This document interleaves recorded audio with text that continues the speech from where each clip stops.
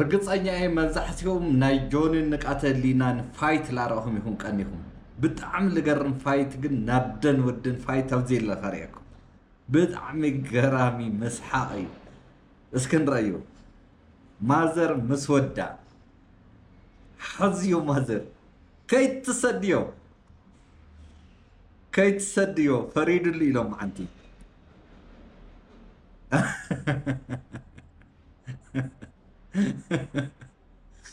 من يشنف يكون اسكن رايو من يشنف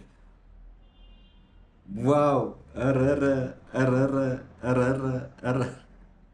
تي عم دس للጨዋታ እዩ who is the winner has many win ልገብር واو واو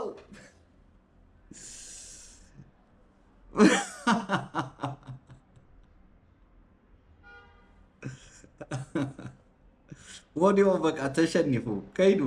ተሸንፉ በቃ ጀስት ታፕ ግበር በጣም ደስ ዝብል ጨዋታ እዩ እውነት በጣም ተመችኝ አደይ ወዲ ከምዚ ከቀላለዱ ክጫወቱ ተለው በጣም ደስ ዝብል ፋሚሊ ዋው